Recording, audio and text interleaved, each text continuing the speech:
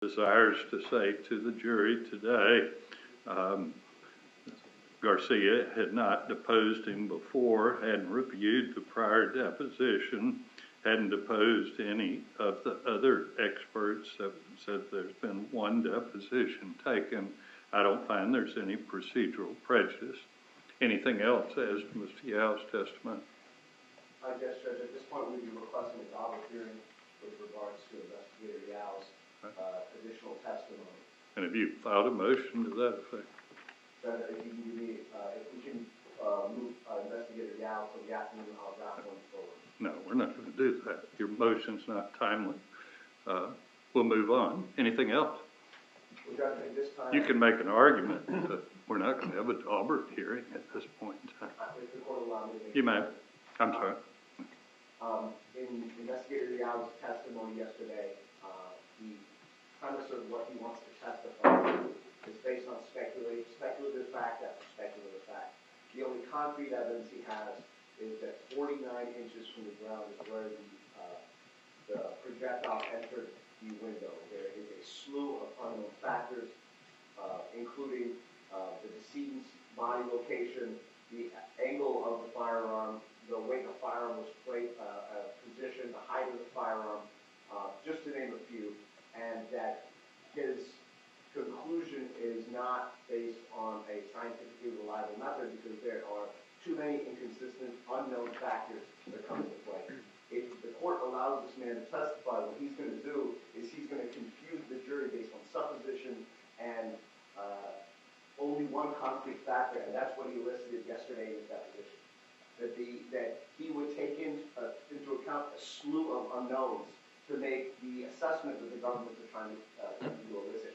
Based on the one factor that he knows, which is the fact that the bullet wound, the entry position of the projectile into the driver's seat window of the Honda Accord was 49 inches, then the only legal or the only scientific conclusion that he can come to is that the shooter is between 5 feet and 6 feet tall. The other factors, which he clearly says he doesn't know, he takes into account and says, based on supposition and based on me believing X, Y, and Z, me assuming the shooter was holding the gun in a certain position, without knowing this fact, without knowing the cornucopia of facts, he comes to a conclusion based on variables that he's applying himself that he admits that he doesn't know are applicable in this case. And so any information that this investigator will give, who's already been qualified as an expert, will materially mislead this jury. Okay. Mr. Takashi, you wish to be heard? Not on this issue, Honor. It's on a different discussion. No, let's finish this first. Ms. Kappelman, you want to respond? Judge, the science and methodology involved in assessing the path of a bullet between two fixed points is well established. There's nothing new or novel about the science or the methodology or how it was applied in Mr. Yao's opinion. It's just that you have to make a couple of assumptions in order for this opinion to be his opinion. And he's going to make that very clear to the jury, and it's fair game for cross-examination. Shooter has to be assuming a normal shooting stance, and the victim has to be seated normally in the vehicle. And there's, at the deposition, it was thoroughly explored, what if? If all these variables were different, then his answer would change. So I don't think that's, attributable to any type of new or novel science. Mr. Sangalin. Well, Judge, very briefly, Judge, just one factor that I'm going to put into Investigator Yao is talking about having a position where he assumes the firearm is at shoulder length. And he says that because that's how you're trained to shoot a firearm. He also went in to say that he doesn't know if the shooter was shooting, and his own words were gangster style. Our position is that Luis Rivera is a gang member and potentially shoots gangster style.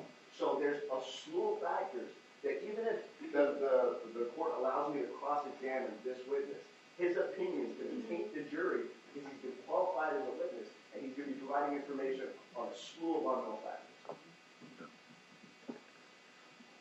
I'm going to overrule the objection that the methodology in science is not anything novel. The basic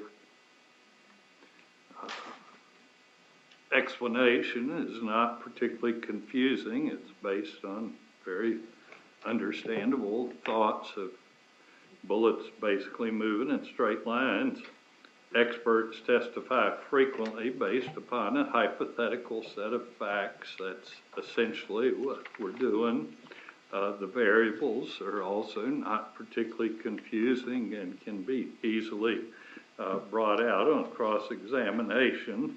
So I don't see any potential for confusion to the jury. I'll overrule the objection. You had another issue, Mr. DeCosta? Yes, Your Honor. This is something that came up at 8:27 this morning. As Your Honor knows, for 3 years we've investigated this case, done a whole bunch of work on it. At 8:27 this morning, the State Attorney's Office listed Luis Rivera's attorneys, David Collins and Chuck Collins, as witnesses. As Your Honor knows, we swore a jury on Wednesday. We don't have time to now be taking depositions of witnesses. I do believe that this is a discovery violation. We have not received anything from the State Attorney's Office saying that there was a recent change in testimony of Luis Rivera. I believe that this is just a late decision by the State Attorney's Office trying to put together their case, but unfortunately it came too late. Ms. Kaplan? Your Honor, the case law that we have on this issue, we have 17 South 3rd 766. It's a 4th District Court of Appeals case. Trial court did not abuse its discretion in excluding exculpatory testimony defense witness who was not disclosed as a witness until after jury selection. Ms. Kaplan, do you have a response? Judge, in the defense's opening, they indicated that the attorneys for Mr. Rivera were engaged in some misconduct with the prosecution during the proffer of Mr. Rivera, in that information was spoon-fed to Mr. Rivera. It was alleged that Mr. Rivera's initial statement did not include Ms. Magbanowa. That is not correct. It was alleged that information concerning Magbanowa was spoon-fed through the attorney to the client so that he could change his testimony to add in Ms. Magbanowa. That is not correct. So I think I'm entitled to rebut that. More than suggestion is what they told the jury by calling these witnesses. It was not known to me that that would be the defense in this case until opening statement was made. And who do you plan to call? I didn't understand both were involved. They were both involved. Sit down, Mr. Cox. Yes, Your Honor. So at what point in time would you anticipate calling one or both of them? Possibly after the cross of Mr. Rivera. I haven't really gotten that far yet. Just knew we needed to list them after I heard that in opening. I'm sorry? I just knew we needed to list them after I heard that in opening. I would need to see what was done on the cross of Mr. Rivera. I would think it would come after that. And when are you anticipating we'll hear from Mr. Rivera? Possibly at the end of today, more likely early on Tuesday. Early on Tuesday. Yes, sir. So what are so if this comes up as it was stated in opening, you're going to call both of them?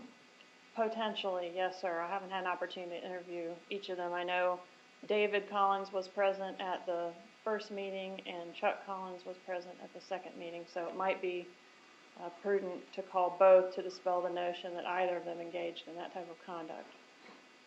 And it would be simply to deal with what came up in the opening statement about the way questions were relayed. Yes, sir. And what is their availability to be? They have advised that they're available anytime I need them for that purpose.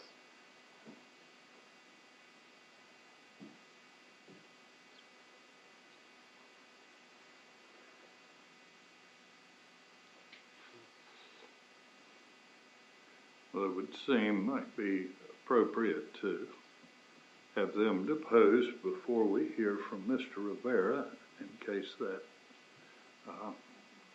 would seem to give the defense more opportunity to know where they're going with Mr. Rivera. Yes, sir. My thoughts then would be to schedule that for Monday. I can work on that Tuesday. this morning. Or The no. deposition could be done Monday, Oh. would be my suggestion. And then we could take it up with the court Tuesday morning. But I would not be able to put on Rivera today, so there's a potential for me to run out of witnesses again. I don't think that'll happen, but it could happen.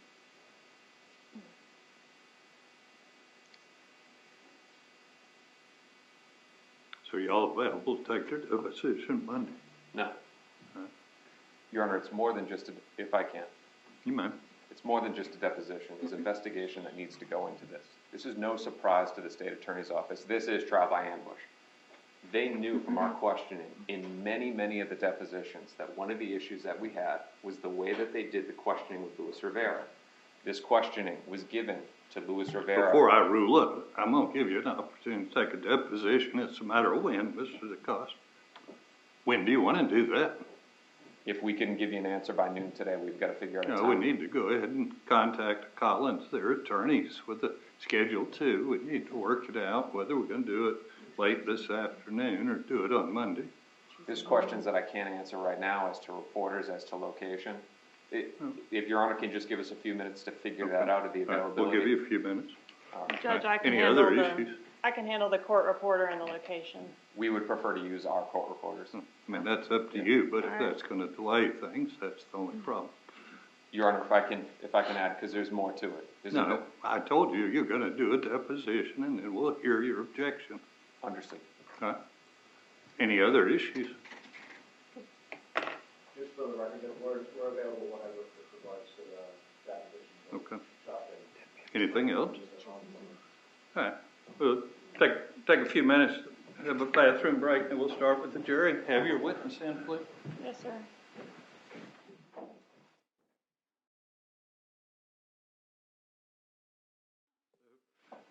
State your name again for the record, please, sir. My name is Robert Shawn Yao, That's it. spelled S-H-A-W-N, last name Y-A-O. All right. We interrupted Mr. Yao's testimony the other day. You remain under oath, Mr. Yao. You may proceed, Ms. Who's doing this? Ms. Kaplan? Yes, sir.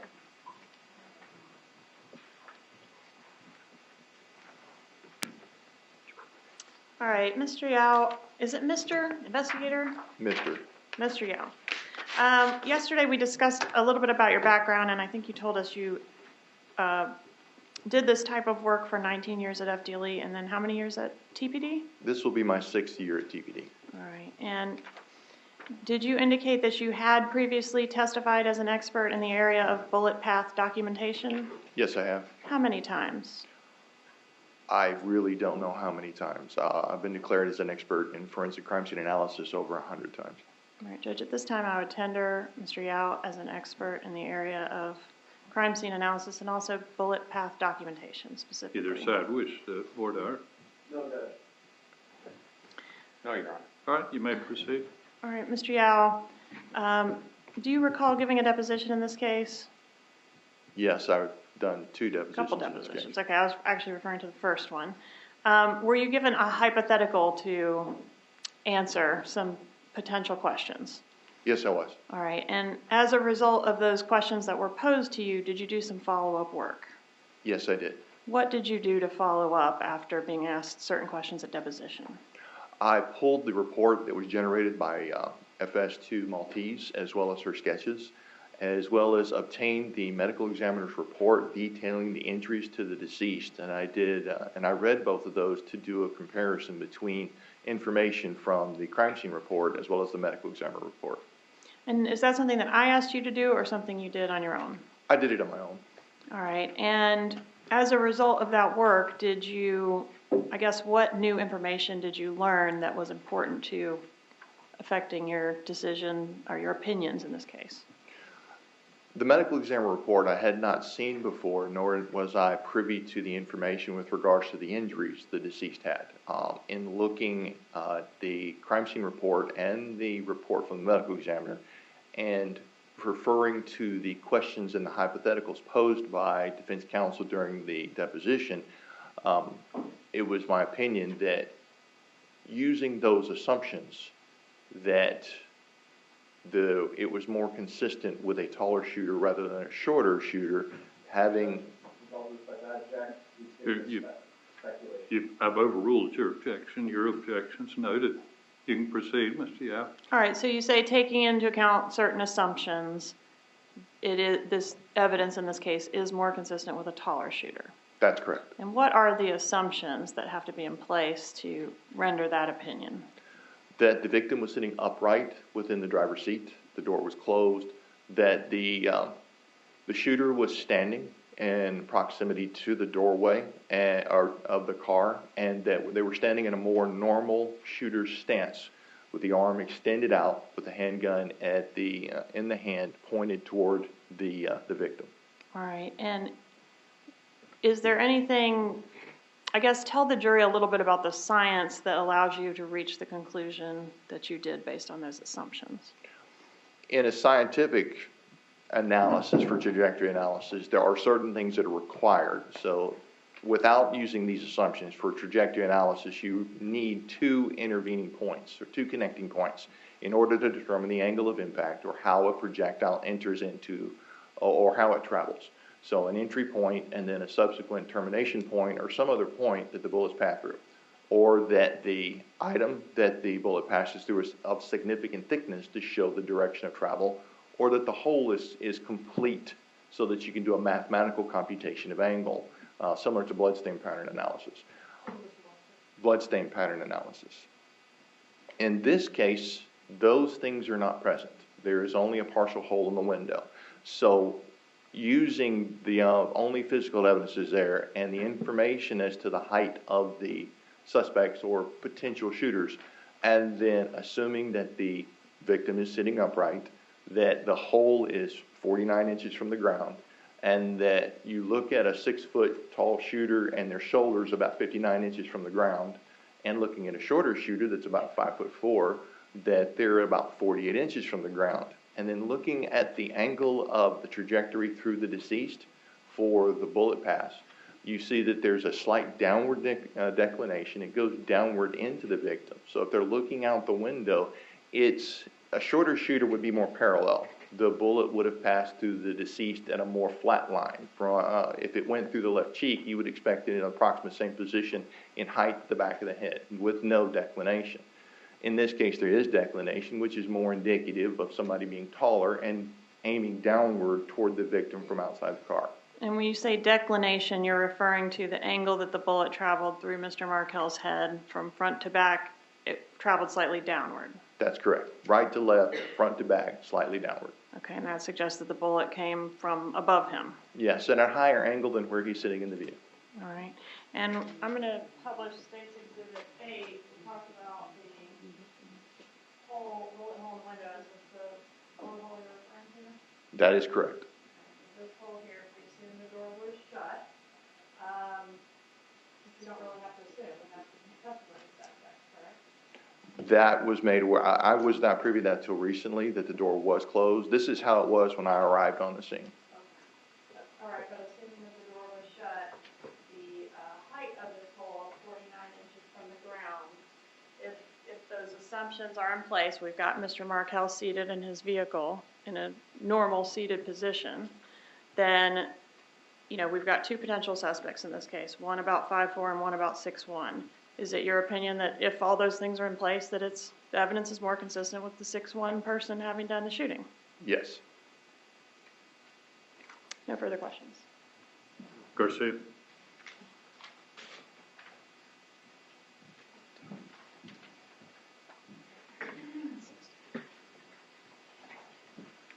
Yeah, morning, sir. Good. Okay.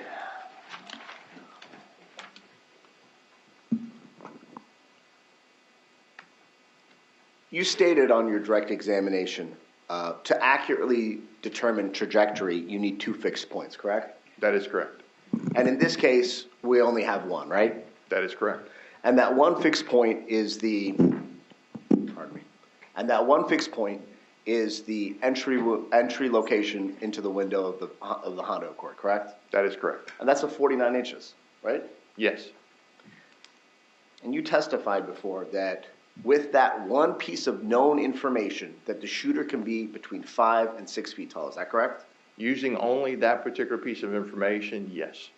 And that's because that's the only real piece of information that you have, right? That I can link together at the scene, yes. The other factors that you're talking about with regards to how Mr. Markel was seated, you're assuming that he's seated upright, correct? That is correct. He could have been slouching down, right? Or leaned over, or in a variety of other positions that you can be in within the driver's seat of a vehicle.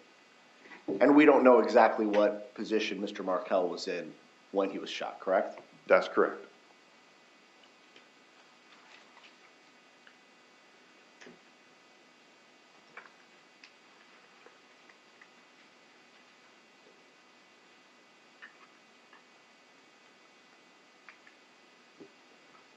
Now, one of the things that you spoke about and that you discussed was a normal shooting stance, correct? Yes. Okay. And a normal shooting stance is kind of what you teach. If someone wants to go to learn about how to shoot a gun, that's what you're talking about. How you're taught by a firearm expert how to hold and how you should stand to shoot a firearm, correct? Correct. Okay. Are there other ways to hold a firearm? There are a variety of other ways. It's all dependent on the individual who decides to shoot the weapon. Is there a shooting style called gangster style? There is a colloquial called gangster style for a style of shooting that has been portrayed both in movies, TV, video games. And can you show me what a gangster style position is? That type is usually associated with somebody standing and the weapon turned sideways, extended from their body, not in a normal shooting style. Correct. It's not what they would teach you at a shooting academy, correct? That is correct. Did you see a sketch of the position of the deceased at any point? No, I did not. Did you take into account the height of the chair, of the seat in the vehicle? No, I did not.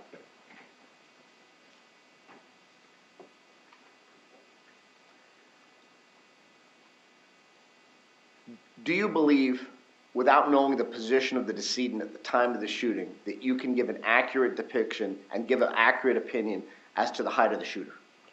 What I can say is there is no ability to do a trajectory analysis based solely upon the physical evidence that's found at the scene because it's only a singular hole without a connecting point. So the answer is no. Well, an analysis cannot be performed. Correct. So, right.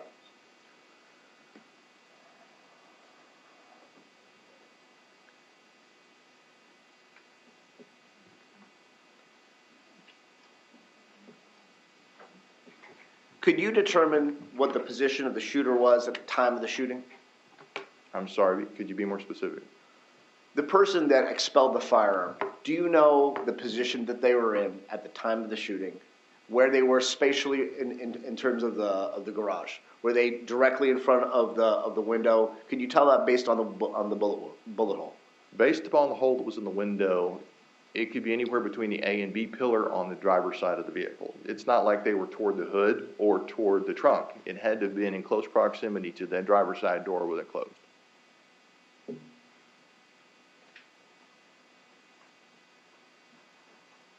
There are two entrance wounds to the victim, correct? Yes.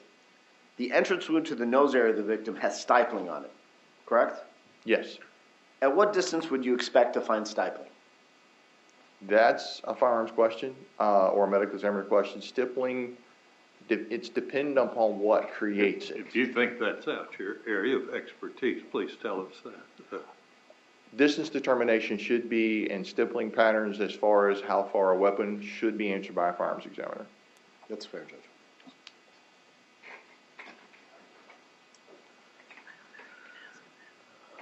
So just to review, to give the analysis that the government gave, that you gave, that the shooter is more likely to be 6 feet than 5'4", we would have to assume that the victim is standing upright? I'm sorry, that the victim is sitting upright. Yes. That the door was closed. Correct. And that the shooter was in the normal shooting stance, correct? Correct. If any of those variables are altered or different than the ones that were given in your hypothetical, would that change your analysis? Any alteration may cause slight deviations in the consistency of my opinion. The more variations, the more discrepancy or deviations you'll see. Give me 1 second, Judge.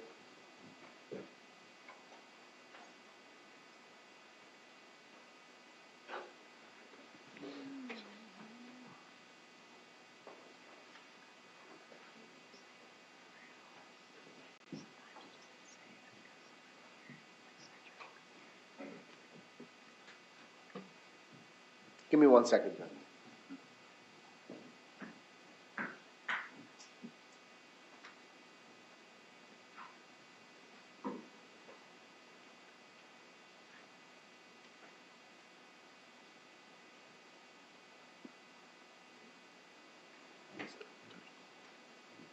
If you may indulge me, Mr. Yao, could you show me what a proper normal shooting stance is?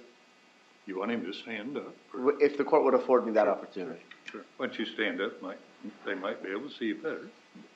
Normal shooting stance for somebody that is target shooting or has been taught is usually with your arm extended, so the sporting arm, and facing downward like this, or bringing the firearm up so that the sight picture comes up and level to the eye so that you can obtain a proper sight picture.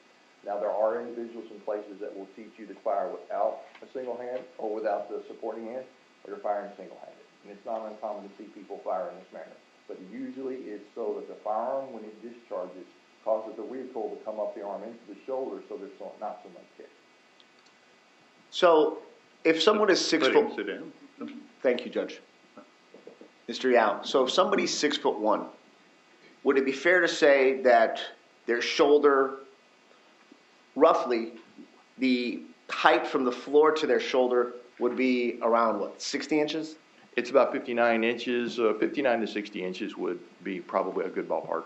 And the entry wound, the entry location, not the entry wound, strike that, the entry location into the window was 49 inches, correct? Correct. No further questions. Back battle. Yes, Shawn. Very briefly. Good morning. How are you? Good morning. The questions that you were asked during deposition, that was me that asked you those, right? That's correct. And that was in July of 2019. I believe so. And you are helping me understand better your expertise. Correct. If you could help me again here for a minute. And I just want to make sure that I'm clear on it. So the testimony that you're giving, the opinion, what you're talking about is that someone who's around 6 feet tall, if they're holding it consistent with a normal firing pattern, that you're extending from the tip of the barrel of the gun through fixed points of reference. In order to do a proper trajectory, yes, it would be through the window and then have some subsequent strike point or penetration that you could link the two together to show the angle of how the bullet actually passed through. Right. You need to have two fixed points, though. Correct. So you have the hole in the window, right? Yes. And then you have Mr. Markel seated in the vehicle. Correct. So those are your two fixed points. No, Mr. Markel is not a fixed point. Well, for the purpose of your opinion, you're assuming that he's sitting in a normal position. In an assumption that he is sitting in a normal position, he becomes my second fixed point. So we got 2 points. Correct. So what you're doing with your opinion, you're saying that point 1, point 2, in the arm of the shooter, that it's a straight line. That it would be in line or consistent with the bullet traveling through the window into Mr. Markel, the victim, and a downward angle slightly right to left. So you've got all this information, all these facts, and you're saying that it fits. It's more consistent with it being a taller shooter rather than a shorter one. It fits with being a taller shooter. Yes. You're not here testifying saying that you are 100% positive, right? That's correct. When you're looking at this information, you're unbiased, you're objective. It fits, but it's not enough for you to say 100% I'm positive that's what happened. That is correct. You have doubts.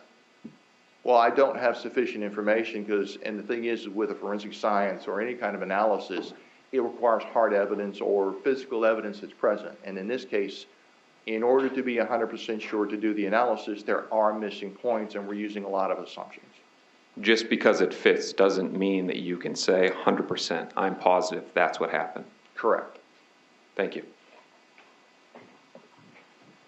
Read it right. Yes, Your Honor.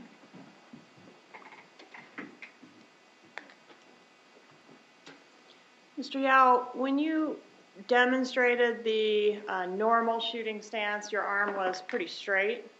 Previously, I thought you'd said it could be slightly bent, straight or slightly bent. Is that Yes, it depends on the individual style of the shooter. There are some people that will and be trained to go ahead and have a little bit of flex to their arms to allow a more comfortable shooting stance. So it does vary between fully extended and slightly back. All right, so taking the assumptions that we already talked about into account, for your opinion to be valid, the taller shooter could have had either straight arms or slightly bent arms. Correct. All right. And this gangster style of shooting that you mentioned on cross, that's like when you have the gun like at some weird angle.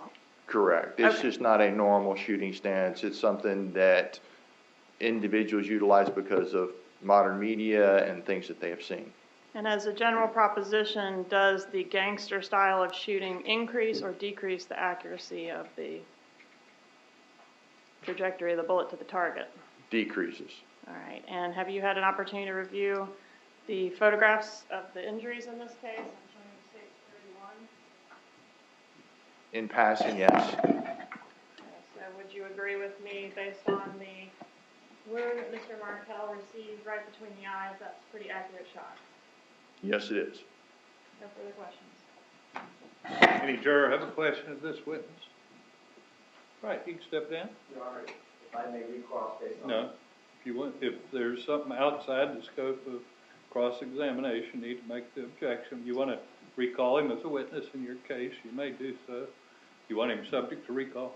No, Judge. All right, you can step in. We want to keep him further? I'd like to keep him under the rule, Judge. Okay, we'll keep him under the rule. Call your next witness. The state calls Craig Isom.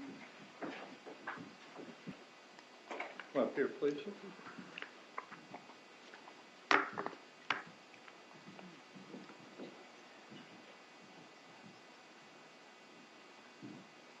If you would face the clerk and be sworn, please.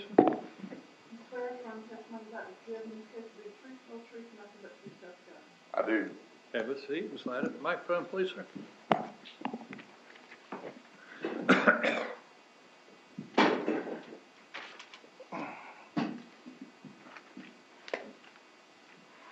Please introduce yourself and spell your name.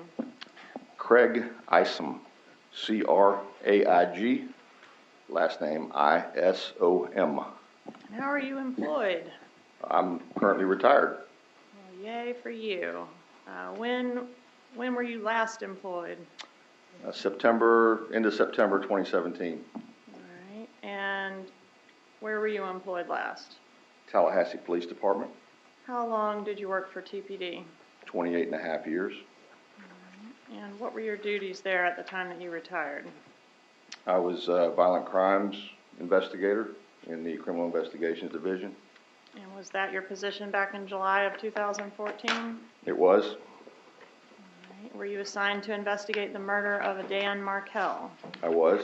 Were you the lead investigator for the Tallahassee Police Department on that case? I was. And were there other agencies that assisted you in this investigation? Yes, there was. What agencies were those? Predominantly the Federal Bureau of Investigation. And what was the purpose of having the FBI assist you?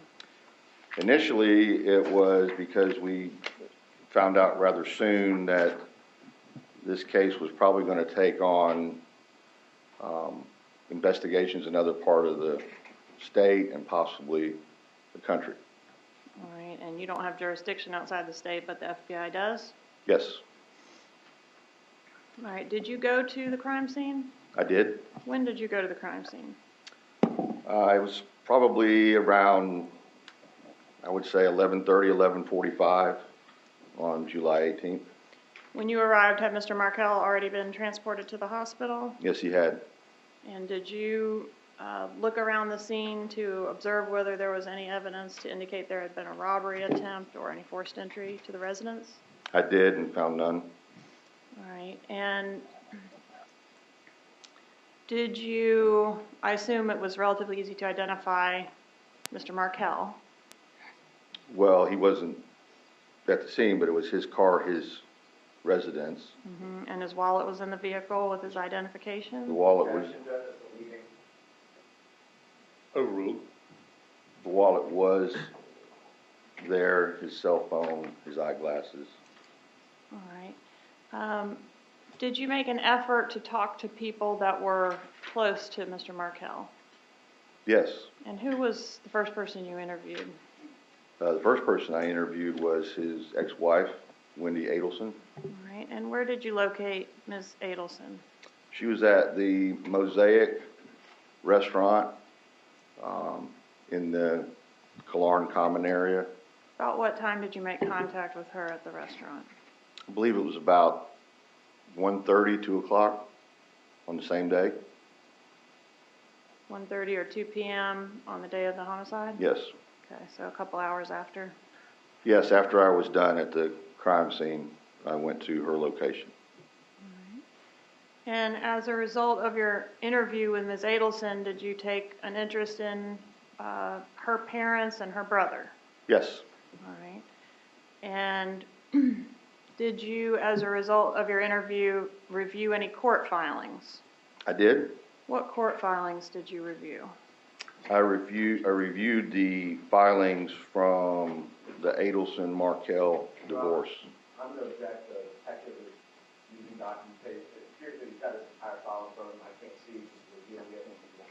Overruled. Before cross-examination, you'll be able to see whatever he has. You can proceed, Ms. Kaplan. What did you review? Reference court filings? I reviewed the filings from the clerk of court for Leon County concerning their divorce. Whose divorce? Wendy Adelson and Dan Markel. All right, I'm going to approach and show you what I've marked as State's Exhibit 75.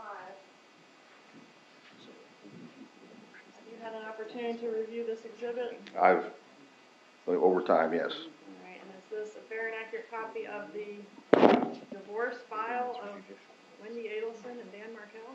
Yes. How many pages is it? It's numerous. I'd have to count. It's a full binder. They're numbered. Okay, well, we'll go to 575. Okay, and were there any, well, Judge, at this time I'd ask you to do an evidence State 75, a certified copy of the divorce file of Dan Is there Objection, motions in limine sidebar. All right, we'll go so far.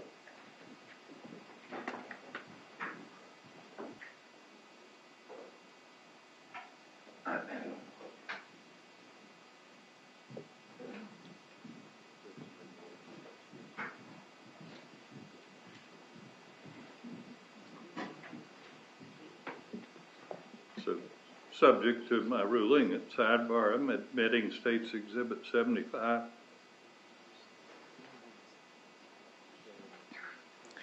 And as a result of your review of this State's exhibit, did you learn about any bad blood between Ms. Markel and her husband, or between her family and her husband? I did. Objection here, Seth. Overruled. You may answer the question. I did.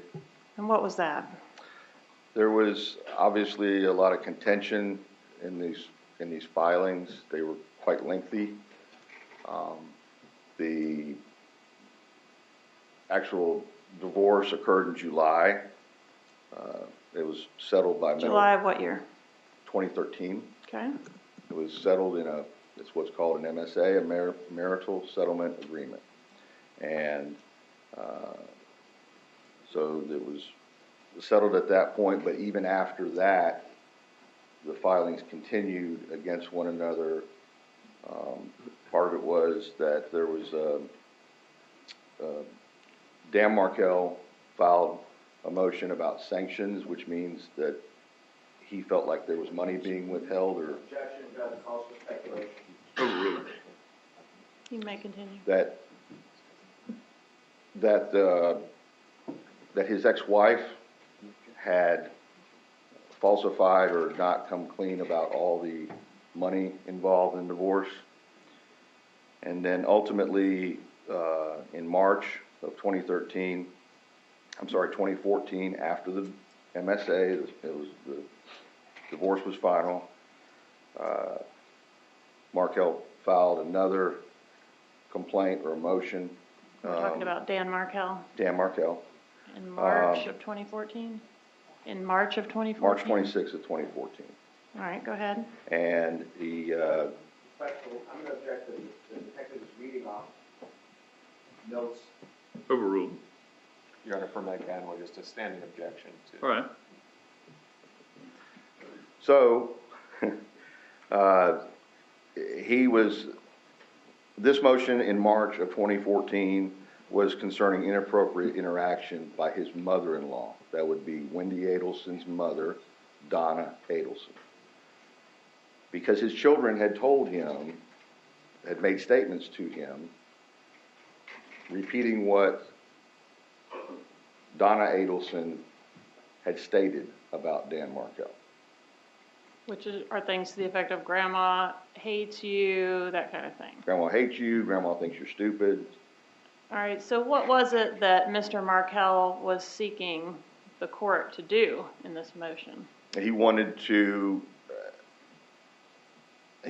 no more disparaging remarks.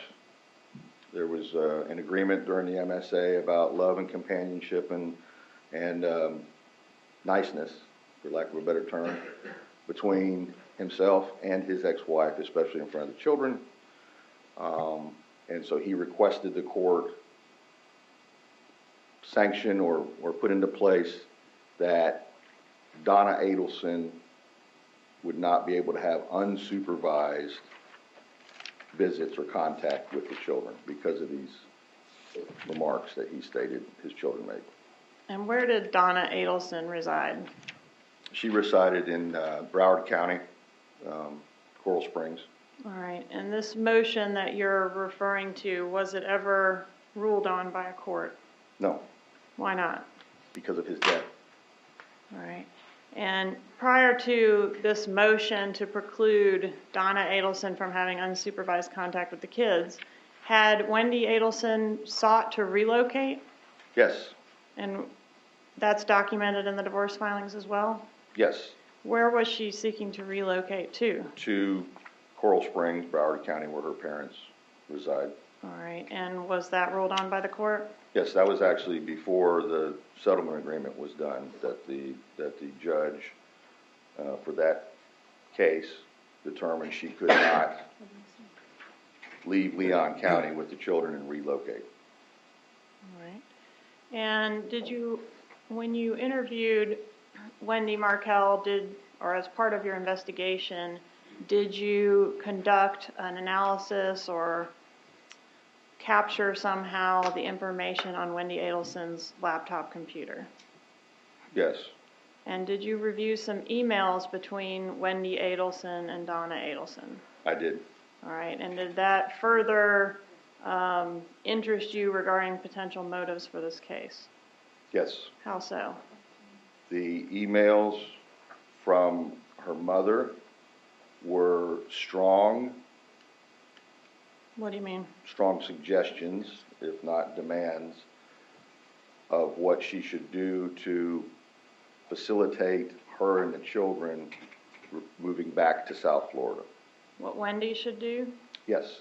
All right, and what was Donna Adelson suggesting that Wendy Adelson should do? She suggested threatening Dan Markel with the children going to a Christian church, specifically at one time a Catholic church, even though he was devout Jewish.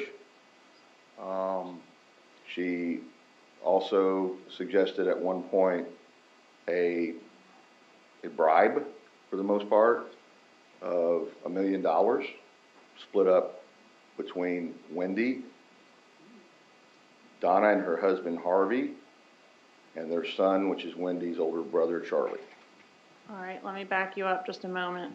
So the first thing you mentioned was that Donna Adelson suggested to Wendy Adelson that in order to facilitate the relocation, she could convert her children to Catholicism, or threaten to do that? Threatened to do so.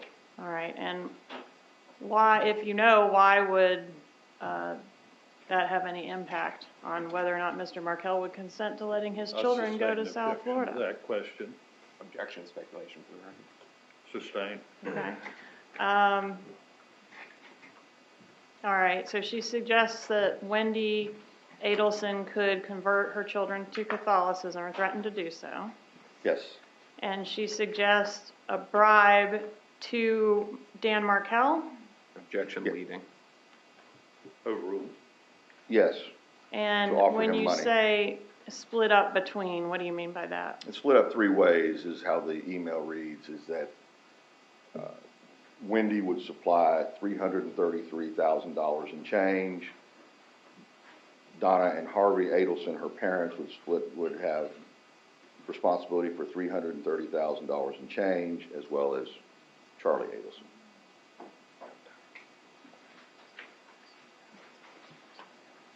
Did Wendy Adelson stand to gain anything financially from the death of Dan Markel? Yes, my understanding, it's a lot, but my best understanding of the situation that Daniel Markel had set up was that he had a large life insurance policy for $2 million. Objection, Judge. Sustained. All right, Move so, to strike. And curative, Your Honor. There was no timely objection. I'll overrule that request. okay, so I'll just ask her about that. I'll move on. Attempts to interview the Adelsons. Tell us about your attempts to interview Harvey and Donna Adelson.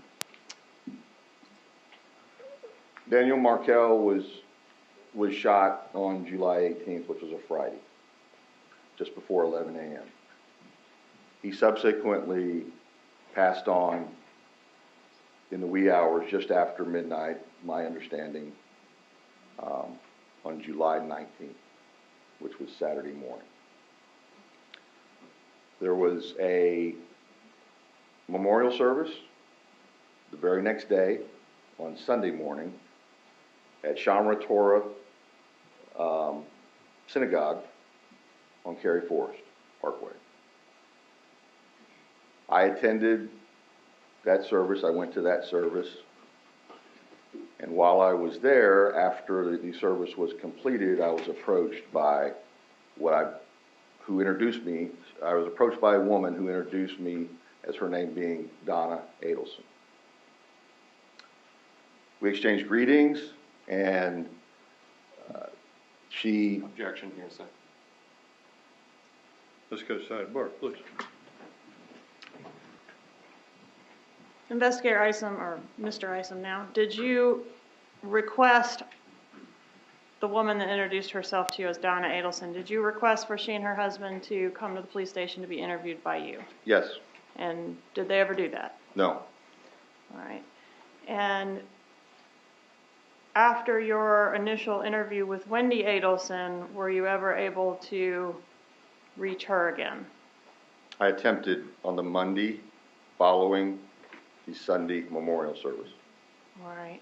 And she basically hung up on you, is that correct? Yes. Okay. And then was that your last contact with Wendy Adelson? Yes. All right.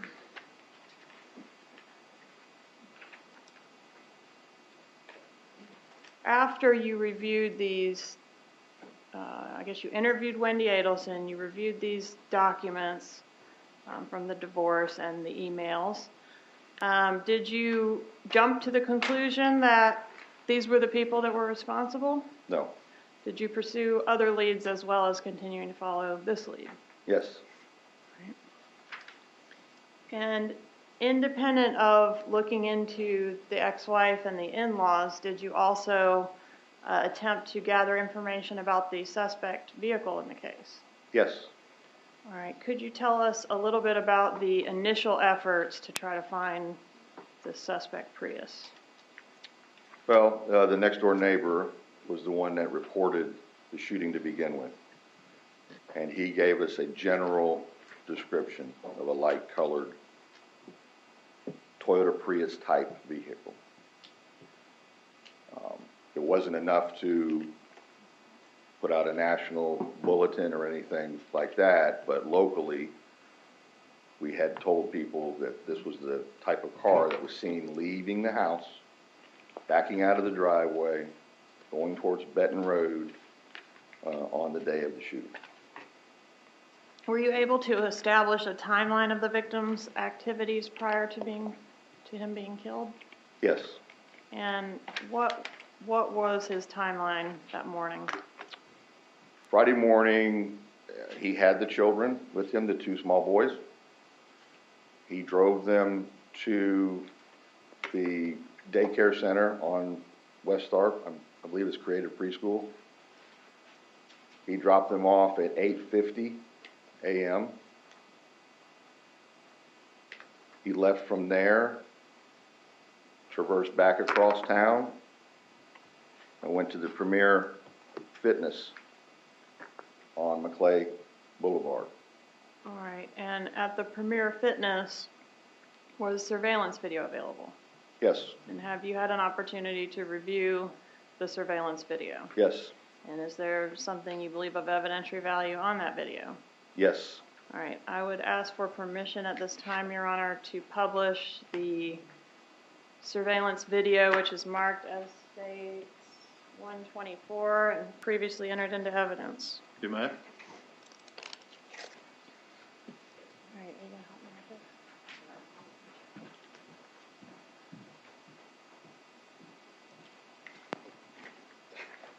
They finally decided to stop letting me touch the equipment.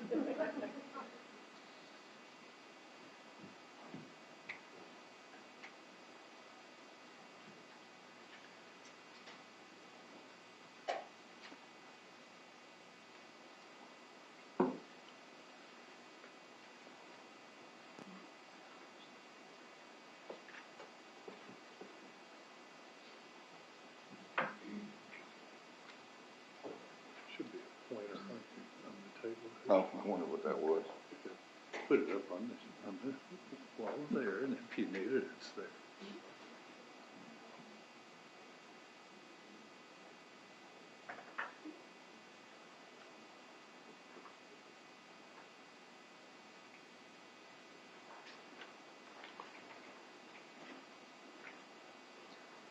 Do you want the lights down? Yes, sir. That would be helpful. Granger, will you turn the lights down for us, please, sir? What's that? Oh, he says they're over here. Oh. Does that mean you want me to do it? No, I asked you. I thought you said no. All right. Granger, yes. Okay. You have the right to. Oh, I did. Lights down. Can you? This is not my normal courtroom, people. This one does not have any audio.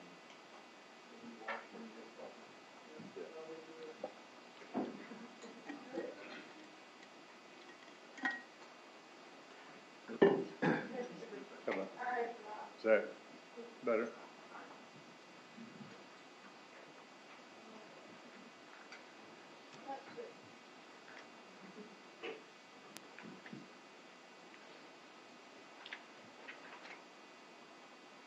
May I stand, Your Honor? You may. You may. All right, so there's a blue circle around black vehicle there. Tell us what the importance of that. Don't stand in front of the jury. So I'm sorry. Over this point right here. Right, right. And kind of point that microphone at you if you would. So, Sorry. No problem. Just, You will stand here. yeah, okay. You can face the Is he jury, blocking? and you can observe on this. Oh, okay. Is he blocking you? What's that? Oh, okay, okay. They've got screens in front of them. I didn't realize. All right, so if you're gonna make that way, that's fine. Just Okay. make sure they can hear you. All right, so black car with circle there. Can you put that back on there, please? I didn't see it.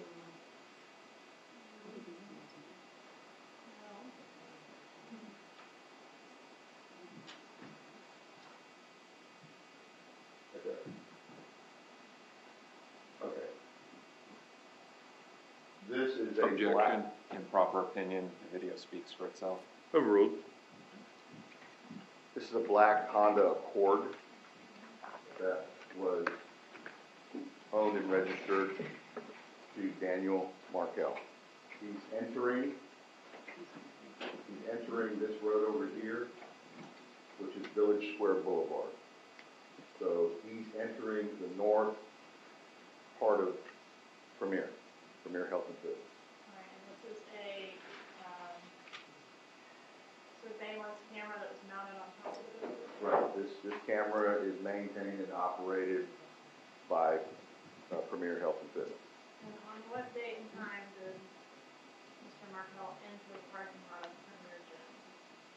Well, he's there as the timestamp indicates, 18th of July, which is a Friday, 2014, and the timestamp says, and it was verified, the timestamp is the actual time, to be 9/11 and a half, 37, as you can see on the timestamp in the chart.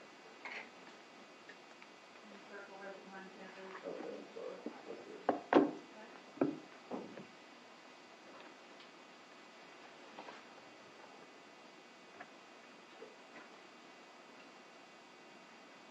See the car turning.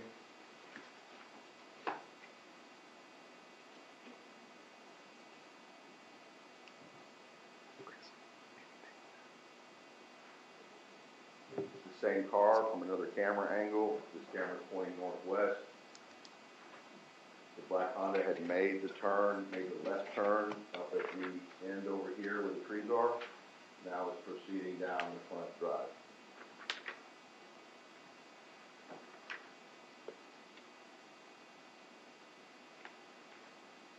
It's a right-hand turn.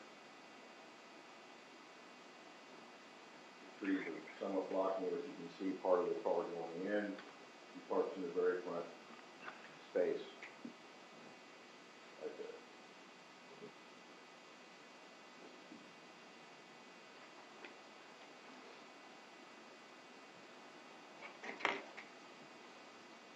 This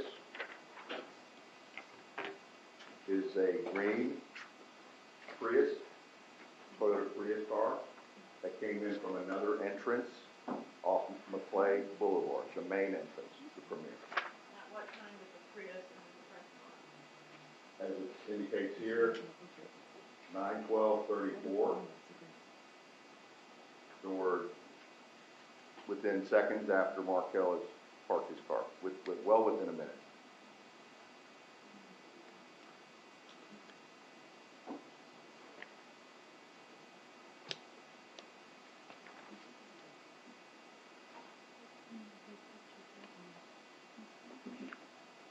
Right there, the same car.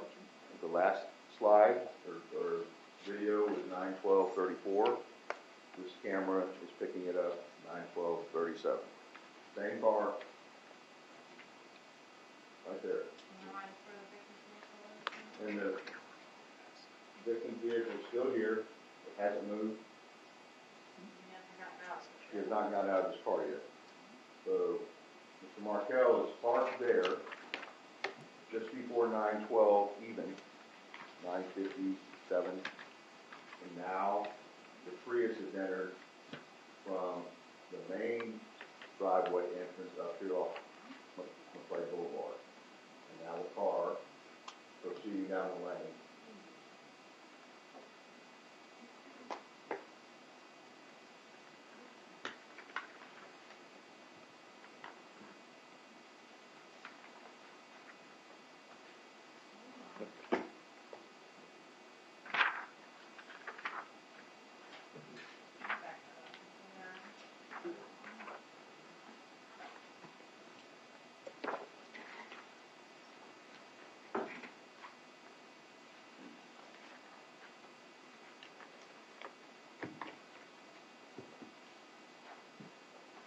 There's Mr. Markel getting out of his car.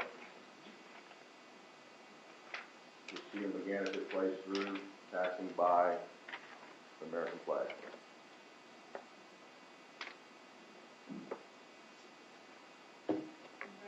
Red shirt, black shorts.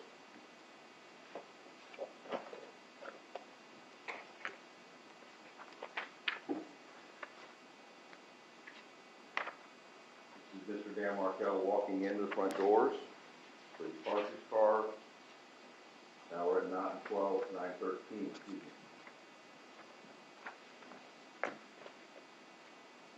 Another angle of him walking in. The doors are behind him. He's already gone through the doors.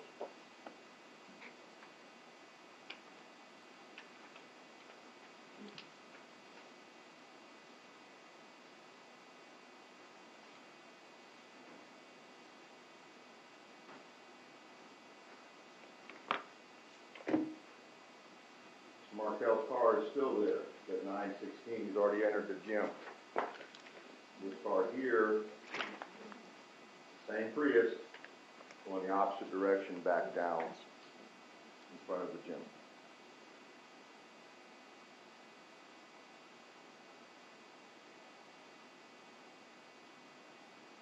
So that was 9:16:38. Objection, Your Honor, narrative. I don't believe there's been a question for a while. Overruled. 9:16:38. Now 9:16:48, he continues past the front of the gym, and now he's going to the southern parking area.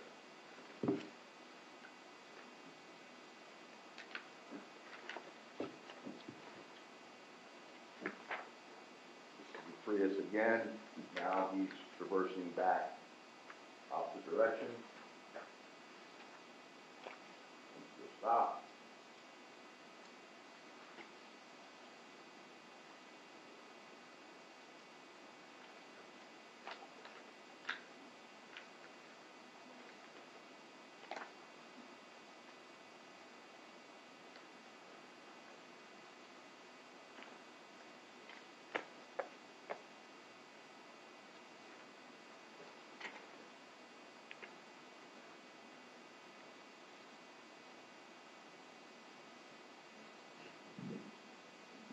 What time is it now? 10:38:40. An hour after Mr. Markel entered the gym. A little over an hour. Markel is now exiting, going back out the front door.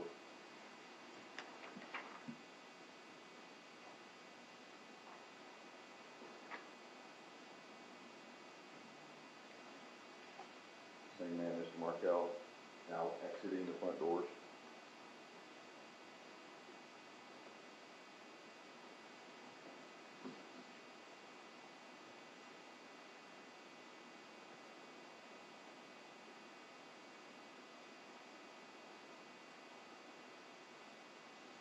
Markel traversed, walking back to his car.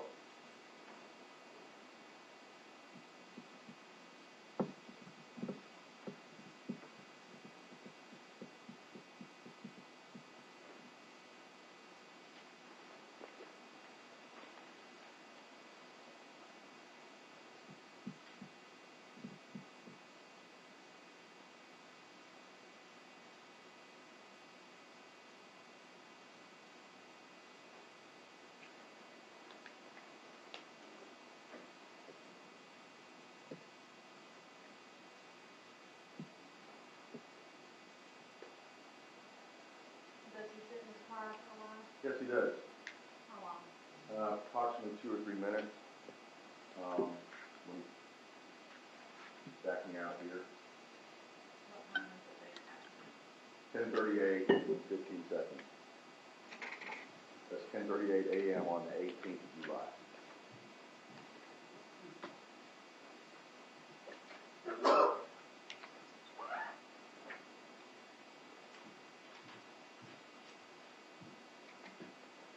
Markel is back out of space, going around his corner, and now he's exiting the same way he entered earlier this morning. The circle represents an activity in the back corner.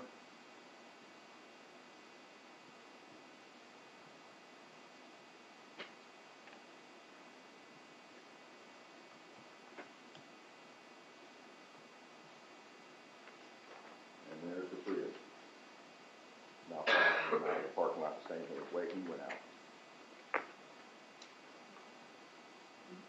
It's 10:39. Yes. Maybe we have the lights back, Your Honor.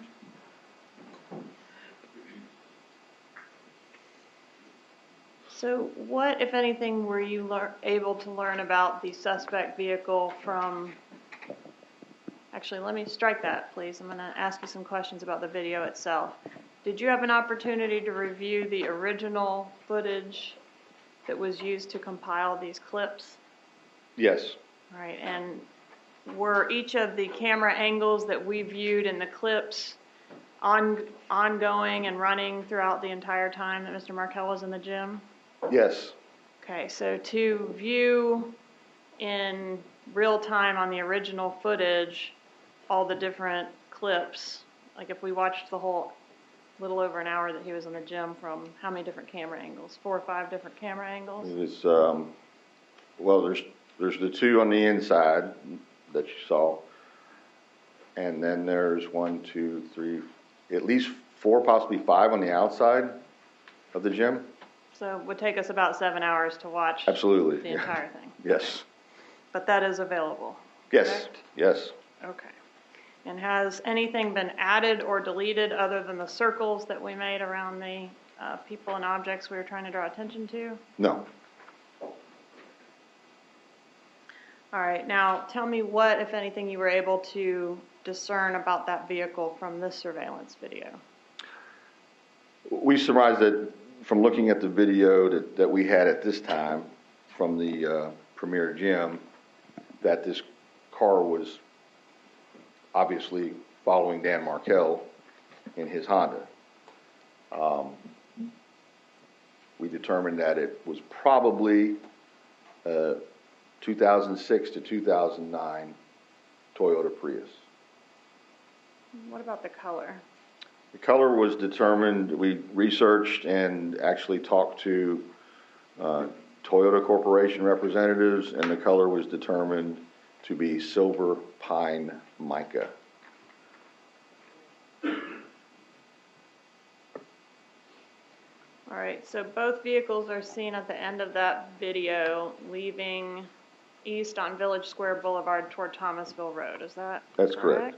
And that was at 10:38 or 10:39 a.m.? That's correct.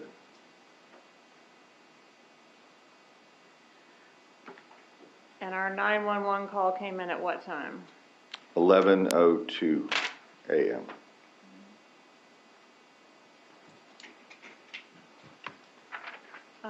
Based on that time frame, did you have a theory as to what route Mr. Markel may have taken when he left the gym? Yes, because the most direct route would be out to Thomasville Road, at Village Square to Thomasville, south on Thomasville, to get to his home on Trescott Drive. And based on that theory, did you attempt to locate any additional surveillance that the victim and suspect may have been present on along that route? Yes, we did. What businesses did you either attempt to collect or collect video from along that route? From that route, there was the Sunoco gas station on Thomasville near, I can't think of the name. It's near the flyover, as well as the Shell station there at Timberlane Road in Thomasville. You also tried the Circle K, I think that's the Shell Circle K is the Okay. same location. Envision Credit Union. I believe there was an attempt at Envision Credit Union. From my understanding, other investigators checked all along that route. All right. And based along the route, someone had the idea to try to look at these cameras that are mounted on city buses, correct? Yes, yes, All right. And have you had an opportunity to review the state's exhibit in reference to the city bus footage that was captured? yes. All right. Judge, at this time, I would ask to introduce into evidence the city bus footage, which they're in was evidence. I'm sorry, I would ask to publish. It states 125.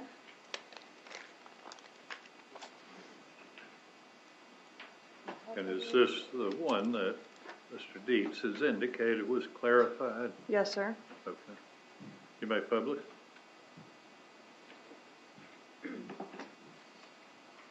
And after that, when you get a stopping point, Mr. Captain, then we'll probably do for a break. Yes, sir.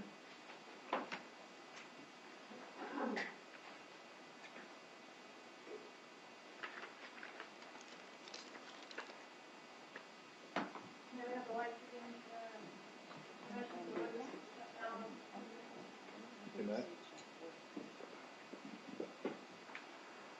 If y'all prefer the lights behind to be turned off, or are you looking at the TVs in front of you? I don't know. See, let me just ask this. Anybody want the lights behind the screen turned off? Does that help anybody?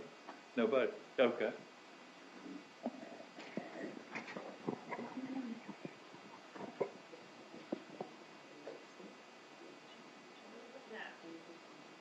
This is a city bus that is approaching Thomasville Road on Killearn Commerce Drive. Just for reference, there's a Regions Bank on the left-hand side of the road. That's the view we have here. And there's a Circle K gas station on the right-hand side. And what date and time was this image taken? That was at the same day, July 18th, 2014, Friday. And the timestamp as shown on there indicates 10:44 and 31 seconds. And what does the blue circle indicate? Blue circle is the image of Markel's car southbound on Thomasville Road. So he has left Village Square Boulevard and now he's south.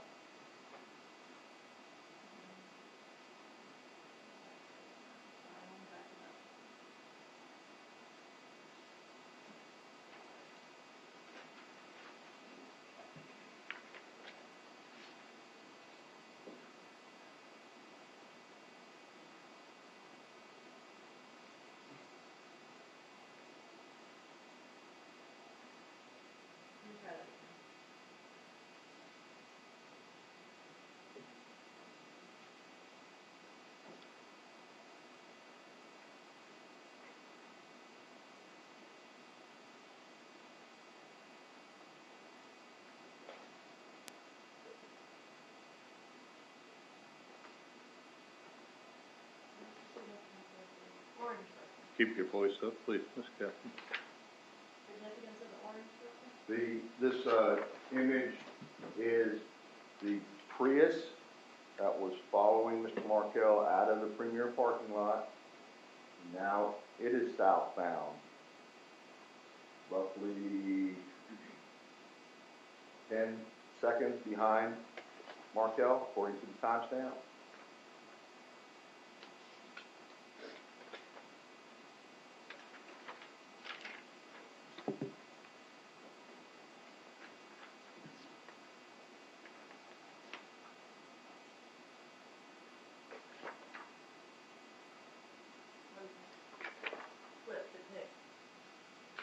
This is the same exact bus, that was stopped for that fare to put it back on the front and that captured the two vehicles going by. This is the exact bus that is now caught up to that Prius at the stoplight, Thomasville Road, southbound at Metropolitan Boulevard.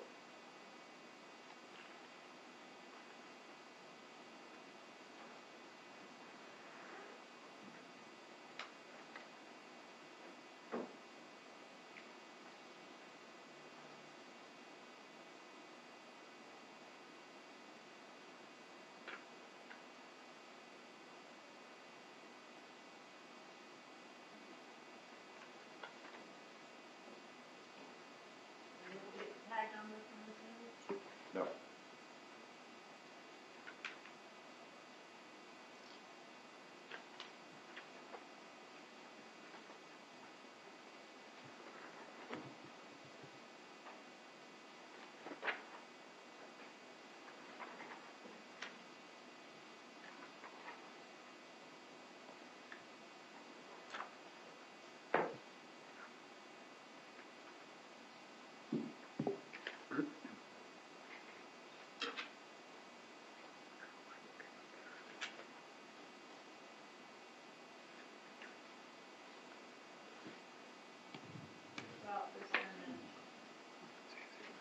This image over here with the orange circle is the same car the bus was just behind. The car has obviously changed lanes and now is in the left-hand turn lane on Thomasville Road to turn east onto Benton Road.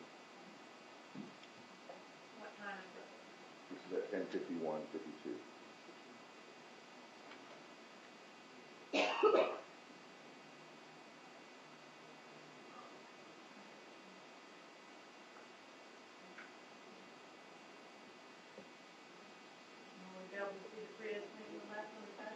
Should be an angle from the side. Well, this could have captured too. There's multiple cameras on the buses, but this image shows the Prius making the left-hand turn, and there's our friend with the bicycle taking it off. All right, now, it's gone to a different bus, correct? Right, it's bus 707. And at what time was this image taken? This is at 10:55:18. This bus is northbound on Thomasville Road, and it is stopped at the intersection of Thomasville and Armistead.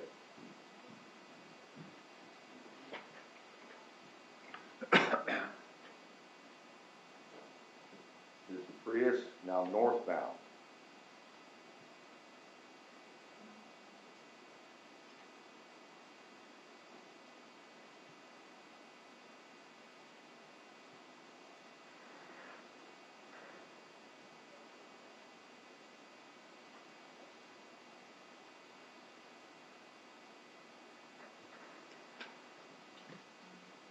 Take another look at that same image.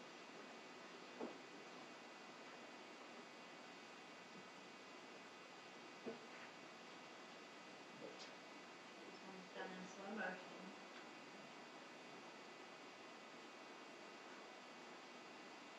We're going to have some circles here, and I'm going to ask you to come in.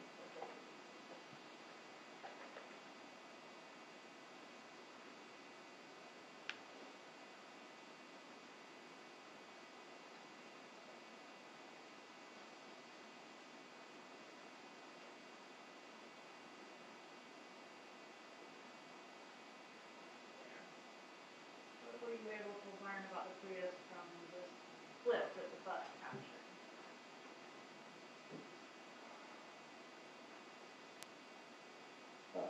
This circle right here is of the passenger side, outside, passenger side rear view mirror on the outside of the car. It's black. The other mirror on this side is the same color as the car. And according to Toyota, they come when they're new. Objection, hearsay. Sustained. So one of the mirrors is black. Correct. All right. What next? The item that's circled, I think it's something like that. Anyway, up here in the top center of the windshield appears to be an adhesive type toll paying device, commonly known in Florida as sun patch. The last circle down at the bottom right is in the bumper area, the bumper cover, and that is a missing tow hook cover. It's a pop-out piece of plastic. It's gone. It hasn't been replaced. But that hole is obviously missing. What were you able to learn about the occupants from this particular clip? The passenger in this car, as it goes past, very animated, moving around, very excitable. He also appears to be wearing a white shirt. Objection, Judge, calls for speculation. Overruled. All right, now is this with the same bus that we just saw previously? Same bus. So heading north on Thomasville? North on Thomasville, the bus is going through Longstead intersection.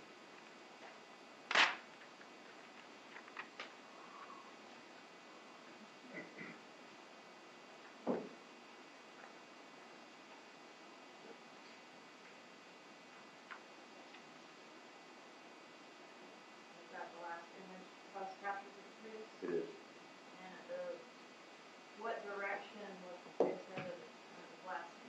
northbound on Thomasville. Would that be consistent with going forward to interstate? Yes, Interstate 10.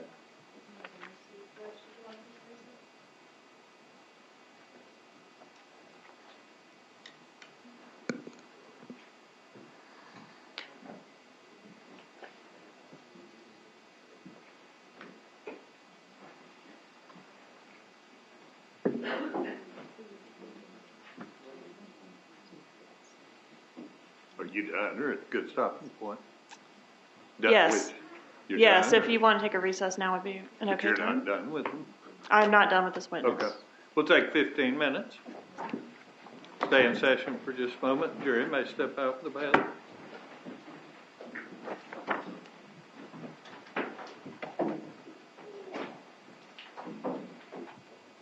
Mr. Isom, let the defense attorney see whatever notes you have or materials you have with you. We'll be in recess for 15 minutes.